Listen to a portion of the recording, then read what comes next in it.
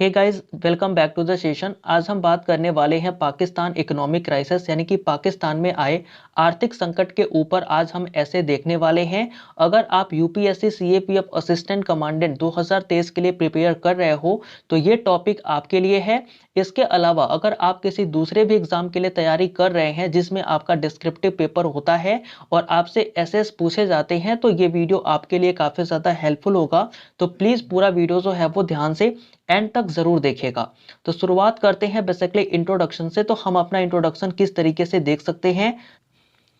Pakistan is a neighbouring country of India, यानी कि पाकिस्तान हमारे भारत का पड़ोसी देश होता है। It came into existence with the partition of India in 1947। ये जो है वो तब एग्जिस्टेंस में आया जब ब्रिटिश सरकार के द्वारा भारत को 1947 में दो भागों में विभाजित कर दिया गया था। Pakistan is situated in north west of India, यानी कि जो हमारा पाकिस्तान है वो भारत के नॉर्थ वेस्ट में जो है वो स्थित होता है। 4 Indian state share boundary with the Pakistan, यानी कि भारत के 4 ऐसे राज्य हैं जो क्या करते हैं, पाकिस्तान के साथ अपनी सीमा को साझा करते हैं, बाउंड्री को शेयर करते हैं। Jammu and Kashmir has longest border with the Pakistan. इन 4 राज्यों में भी जो हमारा जम्मू कश्मीर स्टेट होता है वो बेसिकली क्या है, पाकिस्तान के साथ सबसे ज्यादा यानी कि सबसे लंबी जो सीमा है वो शेयर करने वाला राज्य बनता है। हैविंग अ लेंथ ऑफ 22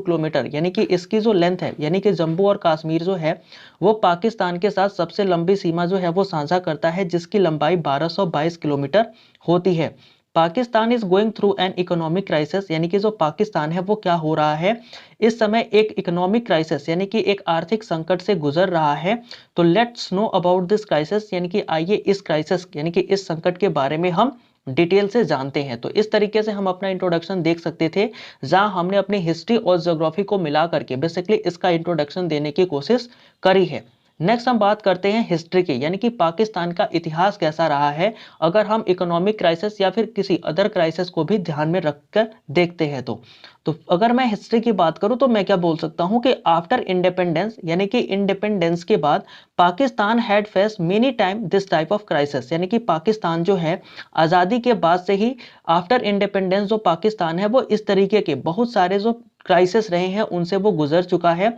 उनको उसने उसका जो है वो सामना किया हुआ है। And after even a bad condition, they survived themselves by help of the friendly country like USA, Saudi, China and some organization like IMF। यानी कि जो हमारा पाकिस्तान है बेसिकली उसकी कंडीशन चाहे कितनी भी खराब रही हो, लेकिन फिर भी उसने खुद को सरवाइव किया है। क्यों किया है, क्योंकि उसके कुछ फ्रेंडली कंट्री हैं जैसे कि यूएसए हो गया, सऊदी हो गया, चाइना हो गया, और कुछ ऑर्गेनाइजेशन है जिन्होंने पाकिस्तान की मदद करी, जिनकी वजह से पाकिस्तान ने खुद को सरवाइव कर रखा था इतने मुश्किल वक्त में भी। आफ्टर द पार्टीशन, यानी कि जैसे ही बंटवारा हुआ था, 14 lakh people migrant from India to Pakistan. उस समय क्या हुआ था, आफ्टर द पार्टीशन, पार्टीशन के बाद 14 लाख जो लोग थे, 15 lakh people migrate from India to Pakistan, जो भारत से कहां चले गए थे, पाकिस्तान में माइग्रेट कर गए थे, रहने के लिए चले गए थे। And then Pakistan faced a migrate crisis, और उस समय जो पाकिस्तान है उसने माइग्रेट क्राइसिस जो है वो फेस किया, उसका सामना किया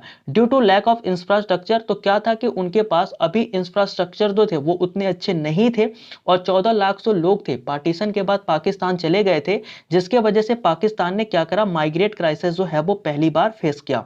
इन ईयर 2001, 2001 की बात करें तो Pakistan again faced the economic crisis. तो पाकिस्तान ने क्या करा, 2001 में भी इकोनॉमिक क्राइसिस जो है उसको फेस किया, जहां उसकी सहायता यूएसए और सऊदी ने करी थी। ठीक है, तो 2001 में भी पाकिस्तान इस तरीके की जो क्राइसिस है वो झेल चुका है। 1948 या 47 यानी कि हमारा पार्टीशन हुआ था, उस समय पर भी जो हमारा पाकिस्तान था उसने भी इस तरीके के क्राइसिस को देखा है और झेला है।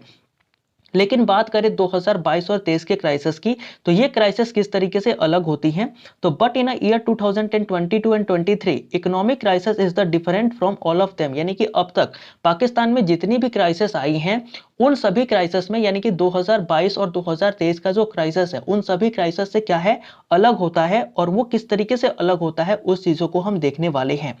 तो अगर मैं बात करूं ये किस तरीके से अलग है, तो हम क्या कह सकते हैं, इन पास्ट टाइम यानी कि जो पहले का समय था, जो बीते हुए समय है, मेनी कंट्रीज एंड ऑर्गेनाइजेशन, तो कई सारी कंट्रीज ने और कई सारी ऑर्गेनाइजेशन ने बेसिकली पाकिस्तान की सहायता करी थी, because they want to take advantage of its geographical condition. ऐसा उन्होंने इसलिए करा था क्योंकि वे चाहते थे, क्या चाहते थे, कि पाकिस्तान की जो जियोग्राफिकल कंडीशन है, जो उसकी भौतिक संरचना है यानी कि भौतिक स्थिति है, उसका वे फायदा उठाना चाहते थे। इसलिए उन्होंने क्या करा था बेसिकली, इसलिए उन्होंने क्या करा कि पाकिस्तान की सहायता करी थी। अगर मैं बात करूं इन 2001 यानी कि 2001 में यूएसए हेल्प्ड पाकिस्तान, यूएसए ने पाकिस्तान की सहायता करी थी, बिकॉज वो इसलिए करी थी कि it want control over Taliban, क्योंकि वो तालिबान के ऊपर अपना कंट्रोल रखना चाहते थे, तालिबान को अपने कंट्रोल में करना चाहते थे after the attack of the world trade centre. कब, तो जब उनके ऊपर यानी कि अमेरिका के वर्ल्ड ट्रेड सेंटर के ऊपर 2001 में बेसिकली क्या हुआ था, तालिबान ने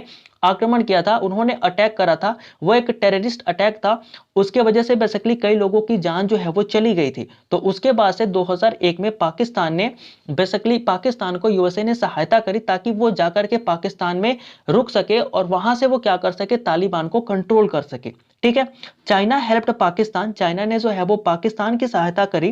क्यों करी, क्योंकि it want to supervise Indian territory, वो इसलिए करता था, अभी भी चाइना जो है वो पाकिस्तान की सहायता इसीलिए करता है ताकि वो भारत की जो टेरिटरी है उनको क्या करे, उनका सुपरविजन कर सके, उनके ऊपर अपना नजर रख सके। बट नाउ, लेकिन अभी की मैं बात करूं तो they is not coming to support, वे जो है वो अभी सामने नहीं आ रहे हैं पाकिस्तान के इकोनॉमी को सपोर्ट करने के लिए। ऐसा क्यों है, तो इसके कारण भी हम देख लेते हैं कि ये कौन कौन से कारण हैं जिनके वजह से लोग जो है वो इनके सपोर्ट के लिए अभी नहीं आ रहे हैं। तो नाउ डेज अगर मैं आज की बात करूं, अभी क्या है कि Pakistan have a few foreign exchange reserve, यानी कि अभी जो पाकिस्तान के पास है वो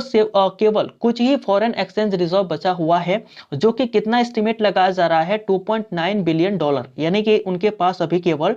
$2.9 बिलियन का जो रिजर्व है, जो फॉरेन एक्सचेंज रिजर्व है वो बचा हुआ है, जिससे वे मुश्किल से ही 3 ही हफ्तों का सामान जो है वो बाहर से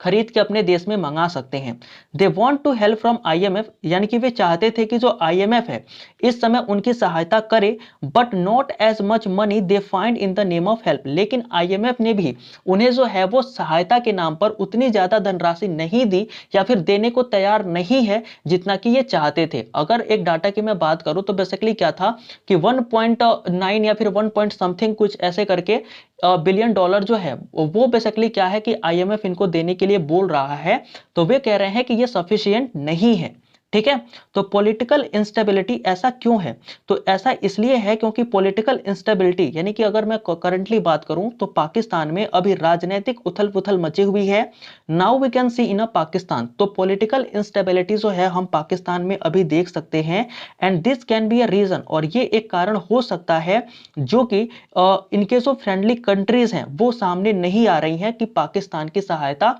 करी जाए। यानी कि अभी क्या हुआ, हमने देखा कि पाकिस्तान की सहायता हिस्ट्री में तो कई सारे देशों ने करी, जैसे यूएसए ने करा, चाइना ने भी करा, सऊदी ने भी करा, क्योंकि क्या होता था कि वो इसका फायदा लेना चाहते थे इसके जियोग्राफिकल कंडीशन का। लेकिन अभी क्या है कि वो इनकी सहायता नहीं कर रहे, वो इसलिए नहीं कर रहे क्योंकि कहीं हो सकता है कि उनको शक हो, संदेह हो कि पाकिस्तान में जो पॉलिटिकल इंस्टेबिलिटी है वो आगे भी इसी तरीके से कंटिन्यू रही, तो इसी के वजह से वो सहायता करने के लिए आगे नहीं आ रहे हैं। ठीक है। तो नेक्स्ट अगर हम बात करें कि कौन कौन से ऐसे रीजन है जिसके वजह से पाकिस्तान इतने सारे क्राइसिस जो है वो बार बार देख रहा है या फिर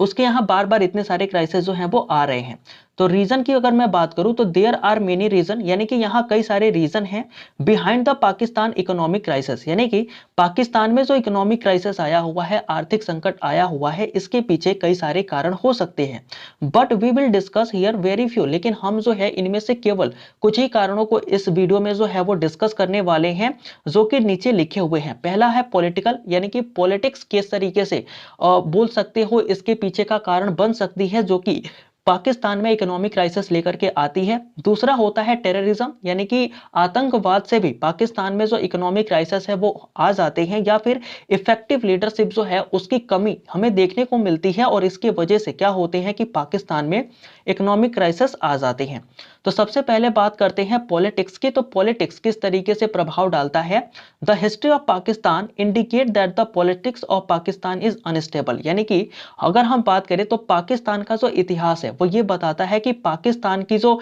हिस्ट्री है वो ये इशारा करती है कि पाकिस्तान में जो पॉलिटिक्स है वो अनस्टेबल है, यानी कि पाकिस्तान की जो हमारी राजनीति है वो अस्थिर है। जैसे कि कोई भी जो सरकार है, यानी कि any government here hardly complete it's term, यानी कि यहाँ पर जो कोई भी सरकार है जब वो चुनाव जीत के आती है तो मुश्किल से ही क्या करती है, अपने टर्म को, यानी कि उसका जो कार्यकाल होता है उसको वो पूरा कर पाती है।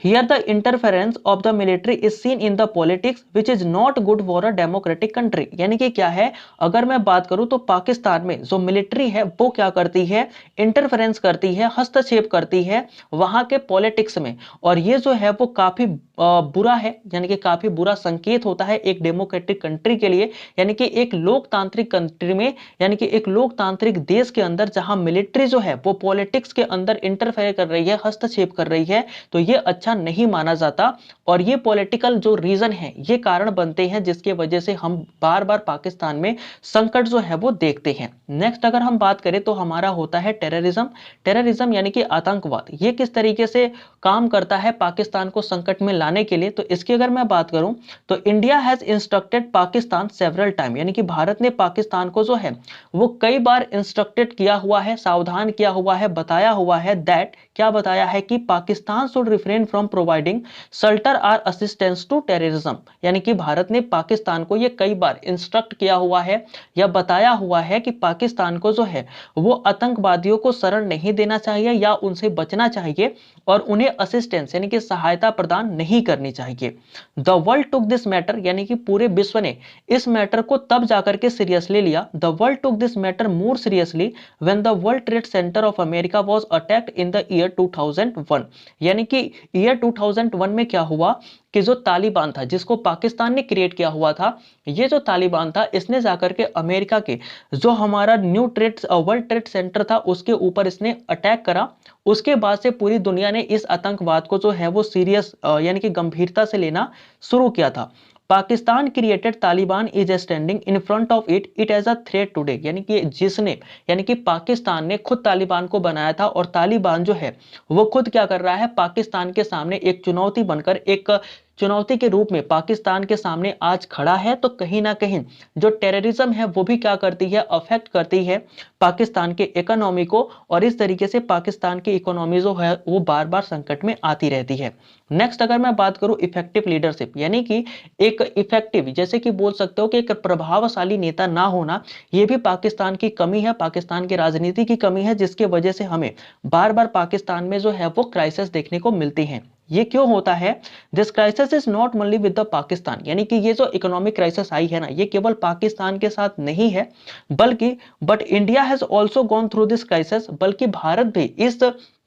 क्राइसिस से गुजर चुका है। भारत में भी ऐसी क्राइसिस आने वाली थी लेकिन वो नहीं आई, वो रह गई। क्यों रह गई उसके ऊपर भी हम डिस्कस करेंगे। इन इंडिया टू, अगर मैं इंडिया की बात करूं, the economic crisis was felt into year 1991, यानी कि 1991 में भारत ने भी इसी तरीके के जो क्राइसिस थे उनको समझा था या फिर उनके महसूस किया था भारत ने कि भारत में भी 1991 में ऐसे क्राइसिस आ सकते थे। बट इन आवर कंट्री, लेकिन हमारे देश में क्या था दैट टाइम, उस समय we have a well known finance minister, मतलब हमारे देश में क्या था कि उस समय एक काफी जो बोल सकते हो फाइनेंस के बारे में जानकार थे, वे हमारे मिनिस्टर हुआ करते थे डॉक्टर मनमोहन सिंह, यानी कि मनमोहन सिंह जो थे वो बेसिकली हमारे फाइनेंस मिनिस्टर हुआ करते थे जब 1991 में ऐसा लगा कि भारत में भी इकोनॉमिक क्राइसिस आने वाले हैं। और डॉक्टर मनमोहन सिंह ने अपनी इफिशियंसी से, यानी कि उनकी जो प्रतिभा थी उसके वजह से क्या हुआ, उन्होंने who remove this crisis with the effective leadership, उन्होंने अपनी इफेक्टिव लीडरशिप का इस्तेमाल किया और उसके इफेक्टिव लीडरशिप से हमने क्या करा कि हमारे देश में आने वाले इकोनॉमिक क्राइसिस को हमने रिमूव कर लिया, रिसॉल्व कर लिया, वो हमारे देश में नहीं आ पाई थी। तो ऐसी बात नहीं है कि इकोनॉमिक क्राइसिस जो है वो केवल पाकिस्तान में आ रही है, हमारे भारत ने भी इसको जो है वो महसूस किया हुआ है, इससे गुजरा हुआ है। ईयर 1991 में क्या हुआ था, 1991 में हमने देखा था या हमने महसूस किया था कि हो सकता है कि हमारे भी देश में इकोनॉमिक क्राइसिस आए। उस समय हमारे देश में क्या था कि डॉक्टर मनमोहन सिंह के रूप में एक एबल जो प्राइम मिनिस्टर थे, वो प्राइम मिनिस्टर नहीं, फाइनेंस मिनिस्टर जो थे वो हुआ करते थे, जिन्होंने क्या करा, जिनकी समझ और बूझ से हमने जो है वो इस बोल सकते हो कि इकोनॉमिक क्राइसिस को रिमूव कर दिया, इसको अपने देश से दूर कर दिया। लेकिन ये जो कमी है वो पाकिस्तान में है। पाकिस्तान के पास कोई भी ऐसा इफेक्टिव लीडरशिप नहीं है या फिर देखने को नहीं मिलती जो इस तरीके के क्राइसिस को टैकल करे। हम सजेशन में क्या लिख सकते हैं, तो वी कैन सी, हमने देखा the populistic type of government in Pakistan, यानी कि पाकिस्तान में क्या होता है कि पॉपुलिस्टिक टाइप ऑफ गवर्नमेंट हमें देखने को मिलती है, which is not good for the economy of country, जो कि कंट्री के इकोनॉमी के लिए अच्छी नहीं है। अब टर्म ये उठता है कि पॉपुलिस्टिक टाइप ऑफ गवर्नमेंट क्या होती है, तो आपने देखा होगा कि कुछ दिनों तक जो है वो चर्चा में ये विषय रहा था कि भारत में जो पेट्रोल के दाम है वो काफी ज्यादा है, पाकिस्तान में पेट्रोल के जो दाम है वो काफी कम है। तो ऐसा क्यों होता है, क्योंकि जब भी पाकिस्तान में चुनाव आता है ना, वहां की जो गवर्नमेंट है वो क्या करती है, जो प्राइस है, जो प्राइस है वो कम कर देती है, जिससे कि जनता जो है वो उस सरकार को वोट दे दे। ऐसा करने से क्या होता है, उस पार्टी को तो फायदा हो जाता है, उसको वोट मिल जाता है और वो प्रधानमंत्री भी बन जाते हैं, लेकिन देश की जो इकोनॉमी है वो खराब हो जाती है, देश की जो आर्थिक व्यवस्था है वो खराब हो जाती है। तो इस तरीके की पॉपुलिस्टिक टाइप ऑफ गवर्नमेंट जो है वो पाकिस्तान में देखने को मिलती है, जहां वोट लेने के लिए पाकिस्तान के जो नेता है वो क्या करते हैं, चीजों के दाम जो है वो कम कर देते हैं, जिनसे उनको नुकसान हो जाता है। After analysing the above point, यानी कि ऊपर जो भी चीजें हमने पढ़ी, जो भी चीजें हमने देखी, उनको एनालाइज करके हम क्या कह सकते हैं, वी कैन से, हम कह सकते हैं कि Pakistan should avoid terrorism, Pakistan को जो है वो टेररिज्म सपोर्ट, यानी कि आतंकवाद को सपोर्ट जो करता है पाकिस्तान, उसको कहीं ना कहीं अवॉइड करना चाहिए, and focus on the pure form of the democratic government, और जो है उसको अपना फोकस जो है वो उस तरफ शिफ्ट करना चाहिए जहां बिना मिलिट्री हस्तक्षेप के वो क्या कर सके, अपने गवर्नमेंट को रन कर सके, यानी कि एक pure form of the democratic लोकतांत्रिक सरकार जो है वो हो, इस तरीके से उसको जो है वो फोकस होना चाहिए। Army of Pakistan refrain from politics, यानी कि पाकिस्तान की जो आर्मी है उसको राजनीति से दूर रहना चाहिए, उसको राजनीति में हस्तक्षेप नहीं करना चाहिए। Pakistan government should appoint a able person as a minister, यानी कि पाकिस्तान के जो गवर्नमेंट है, जो पाकिस्तान की सरकार है, उसको चाहिए कि वो बिना किसी प्रीजुडिसाइड के, यानी कि बिना किसी पक्षपात के वो क्या करे, एक एबल पर्सन को, एक योग्य पर्सन को जो है वो किसी भी मिनिस्टर के पद पर जो है वो नियुक्त करे। This can be helpful to manage its economy of Pakistan. Basically क्या होगा, अगर पाकिस्तान जो है वो ऐसे काम करती है या पाकिस्तान की सरकार इस तरीके के जो कदम उठाती है, तो कहीं ना कहीं ये पाकिस्तान के इकोनॉमी को मैनेज करने के लिए या पाकिस्तान के इकोनॉमी के लिए भी काफी अच्छा होगा। तो इस तरीके से हम सजेशन दे सकते हैं इस पॉइंट के ऊपर। तो how was the session, let me in the comment box, ये सेशन आपको कैसा लगा वो आप कमेंट करके जरूर बताइएगा। और अगर आपको ये सेशन अच्छा लगा है, इसकी पीडीएफ आपको चाहिए, तो आप हमारे टेलीग्राम को ज्वाइन कर लीजिएगा। इसके अलावा नीचे जो लिंक है उनमें हमारे सोशल मीडिया के भी लिंक दिए हुए हैं, तो अगर चाहें तो आप उनको भी फॉलो कर लीजिएगा, उन पे भी आप हमारे साथ जुड़ जाइएगा। तो मिलते हैं नेक्स्ट वीडियो में किसी नए टॉपिक के साथ, तब तक के लिए जय हिंद।